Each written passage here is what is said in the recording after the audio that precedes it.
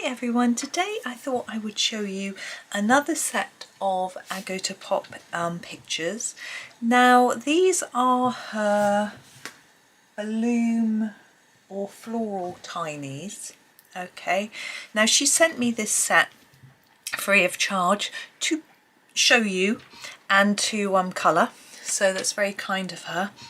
So I have to just disclaimer let you know I didn't pay for these, but they are available on Etsy to download, and I do have in my description a 10% off discount code if you wish to purchase them. Now she does have a set of spring tinies which I did feature a few days ago.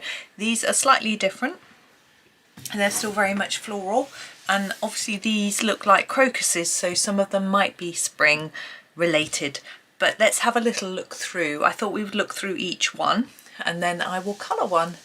So here is the next set. They're very nice, aren't they? I'm thinking anemones maybe, but not really sure. I do feel that they're probably based on real flowers, but that doesn't mean you have to colour them in the, in quotes, correct way. There are all sorts of options. And the thing with the download is, although each download, I'm not sure exactly how much these are, but it tends to be more expensive than a colouring book. You do get versatility in the sense that for yourself you can print off as many as you like. Obviously the copyright doesn't extend beyond yourself, so it's just for your own use, but it means that you can colour them lots and lots of times. You could crop one, use it as a greetings card, or make it bigger or smaller. You know, you have that flexibility. With a book you don't. I'm just checking there aren't any on the back. I think I did some of them double-sided, so I'm just trying to remember. This one's interesting. Look, this is actually colouring a flower, so that's rather fun. You've got a few different types in this one. That one's different. Anyway, I rather like these with their you know, the opportunity to do a three-dimensional centre. That one's rather fun as well with the wood. And these, I think, I want to say delphinium, but I don't know why. Can't even picture one. We have a key in this one, which is rather fun. So some of them are just floral. Some of them have a little bit of going on in them. Yeah, this one is double-sided. So these on this page all have a little square, which I think is rather fun. So it means you can do a little background if you wish. You don't have to, but it's just makes them a little bit different. Excuse me. I was thinking of using some of these to make Easter cards, but I don't think I've left myself enough time, because most of them I'll be sending abroad. So I may have to do something a bit different, but anyway, yeah, we've done that sheet. Here's the next sheet. That's, yeah, so we have a lovely envelope of, no, a sort of bouquet of tulips. Got some tulips in the house at the moment. They are gorgeous. Another envelope, and then some pretty flowers in a teacup. It's like flowers in a teacup. It's rather nice. Flowers in a bucket. Got a little bucket in my garden with some flowers in. Well, not in flower at the minute. That looks very similar to this one. It isn't quite the same, no, look. You've still got these sort of 3D centres, which I rather like. Ooh. Look at that. You've got all sorts there. You've got a pretty cup, you've got a little bird, you've got beautiful florals. That's a fun one. Sunflower. Some books on a shelf. That looks like hydrangea, I think I want to say. And the last one, I think. Have we done the back? Yeah. So that's them. So you get a lot of images. So you get 6 per page, 6, 12, 24, 12, 16, 17, 30. You get 30 pictures, which is rather nice. And I'm going to colour this one because it's cute. I've brought through some pencils, but I'm not going to use them. I'm going to use my Staedtler Ergosofts. Let me just make myself some space. Okay. Yeah. The Ergos, I know they're discontinued, so some people might, if you haven't got them, you might not want to buy them because they're discontinued, so you can't necessarily replace them open stock. You haven't been able to, can't replace all of them open stock anyway. I'm going to use 25, which is a nice pinky colour for all the florals, and I want to keep these flowers quite light and delicate. So I'm just going to colour them when I tell you a bit more about Ergo. So yeah, but Staedtler do other sets of pencils with the same range of colours. So their design journey, I'm fortunate enough to have a 48 set, and it's got all the Ergosoft colours in it, plus obviously plus more. And I do find they go down quite well. These aren't going down particularly well on this paper, to be honest. This is Bristol board. I find it's better for a softer pencil. I don't know why I picked these.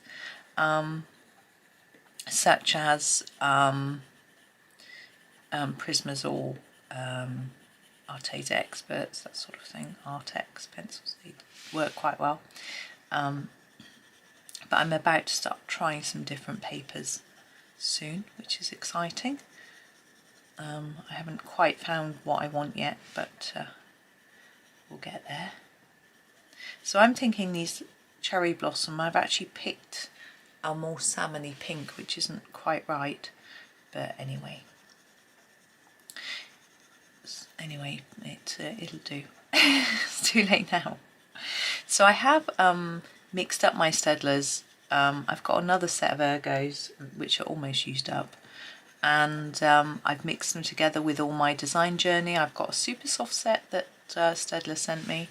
I've got a regular design journey set. I've got Noris, and I've mixed them all together in a case in colour order. So for some colours I've got 4 of the same colour, like black and white. I've got all the sets had them in, and some of the other colours too. Whereas for some of the sets I only have one. Some of the colours I only have one. So it's quite fun to mix and match the pencils. It allows me to try them out and see which I prefer. Now obviously it varies between paper a little bit, but Staedtlers are pretty similar. Noris are hardest, definitely, out of all those different ones. They are the hardest, and that means that it is more tricky to get a vibrant colour out of them. However, if you want a gentler colour and you press hard, then they could be perfect for you because it won't come out as hard, if you know what I mean. I'm going to use number 77 now for the stalk, stem, whatever you want to call it, in branch. I don't want it too dark, but I want a sort of greyy brown look, which this gives more so compared to some of the other browns. Partly because I think it matches with this pink better than a sienna-y type orangey brown, but I just think it fades it back a little bit. I don't want it to look really dark because I'm thinking I'm going to keep this all quite soft. I think it's rather fun to just keep it soft. I'm going to darken a little bit here at the bottom and on the edges, but not too much. I just want it to look soft and pretty. I'm wondering if that's a bud. I think it is, and that one over there. So I shall go back to my pink in a minute. So back to my number 25, just to do these 2 buds here. And here. Now you notice I've layered it up a bit more. I tend to find when I look at buds they're a little bit darker than the main flowers, so I've made them just a tad darker. Now I want a palish pretty green as well, so I'm going to go for 50. It's the sort of palest. We do have I do really like the olive greens, but I don't think they will match with pink. They go nicely with orange and reds and yellows, but not so much with pinks. I think more of a pretty pale. Now I'm not doing anything too difficult. I really just want it simple. It's such a beautiful drawing, and I just feel that I want it light. and obviously you can layer it up, make it really vibrant, and I will probably do that with some of the other pictures on the page when I get around to doing them, but not now, not with this one. Now I've noticed that Colour with Claire has been doing a series with some of Agotapop's pages as well. Not this one, with the spring page which she bought. I was lucky enough to be given it. But so you head over to her channel if you want some more tutorials. She's picked out a selection of different ones to do, and actually not the one that I did. So that's good. So that means that if you want to do, I've seen the watering can one, which she wanted a sort of weathered look, and I think she's trying to do everything in a sort of weathered, sort of old, worn out type style, which I think is really fun. And so that's something to go and have a little look at if you want to. Right, our mug. Now again, I want to keep with our gentle colours, and it's quite pretty, soft, so I'm thinking a really light blue might work. So this is our lightest blue, it's number 30. Now this can be quite vibrant, so I'm going to be careful to use it gently so that it doesn't get too bright. I do want it a little darker at the bottom there where it would be more shadowed. Now you could go all out and do the edges of the handle a bit darker to make it look more three-dimensional and that sort of thing, but I'm keeping it simple, as I keep saying, and soft. So this is going to be my darkest bit on that corner, and then I'm going to fade it towards the middle. We can still add a little bit of shading to add some shape to our cup without having to be too heavy-handed. And I know some of you find it really difficult to go lightly. If you do, then maybe you've got a set of Noris, like I said, they're harder, or some Crayola, they're quite hard. Sorry, I've got to wipe my nose. So they might help you. So rather than reducing your pressure, you actually use a pencil that forces you to be a little bit more delicate. But of course, you don't have to be delicate. Some people don't like that. They want it to be vibrant, and that's absolutely fine. It's your picture. It's your personal taste, you know. I think it's always worth remembering that we all like different things.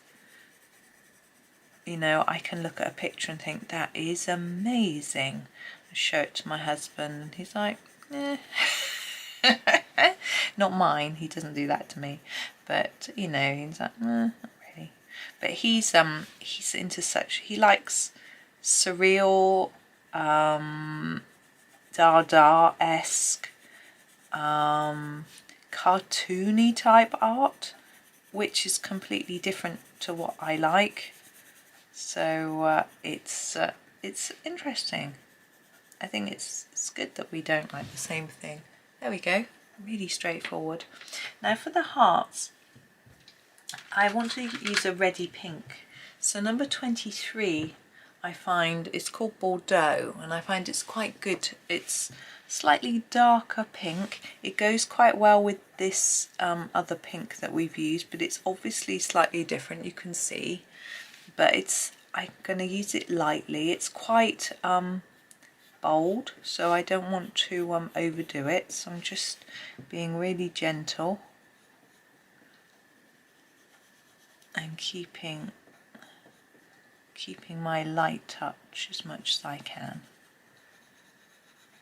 The only problem we have with Noris, which I've been saying about using, is they don't have numbers on, so you either have to swatch them and try and match them, or sort of do a bit of guesswork really. Now we have got the inside of the cup to do, and what I've noticed is we've got a bit of a line there, but it doesn't continue through, so I'm going to have to sort of guess where it ends, and I'm thinking there. So I want this to be slightly darker than the front of the cup, so that it's like it's in shadow, but still not. Sorry, I'm using number 30 that I used already for the cup.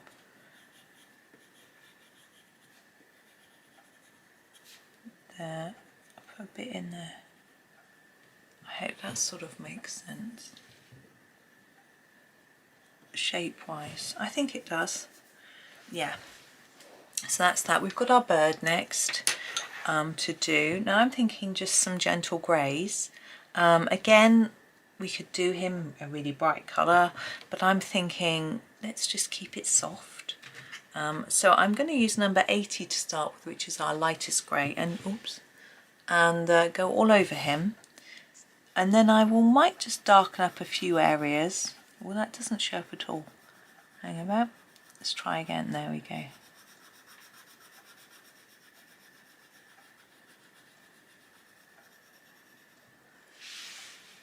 I just checked then. I sort of thought, did I actually press record? Yes, I did. Luckily. So I'm going to make that bit a little darker. I could go in with my darker grey.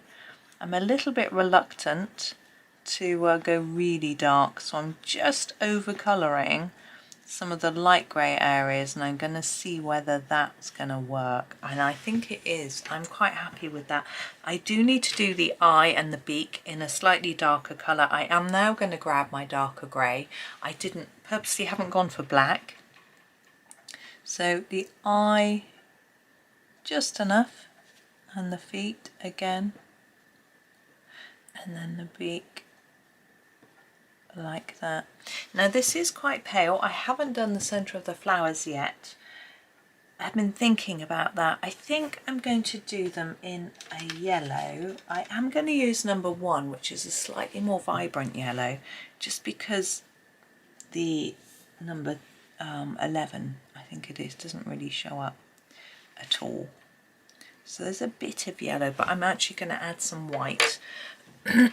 Excuse me. So I've got my Jelly Roll 10, and we've got these little bits here, so I want to do those in white, and I'm just going to put a few dots around as well, just because it's fun, over the top of that yellow as well.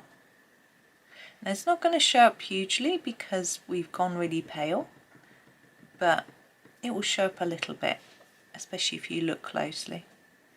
And so I think it's worth the effort of just putting a little bit in. And we're going to add a little bit onto the cup as well, I think, just for fun. I think we can just soften our circles, putting some dots around the edge. Do the same for the heart. It's just something I'm playing with. It's just an idea. The idea just occurred to me, and I don't know whether it's going to work or just look odd. But I think it's fun, and I'm going to do it on these stripes as well. It'll take a while. It's quite fun. I'm just enjoying the whole dotting process. It's very relaxing. Dot, dot, dot, dot, dot.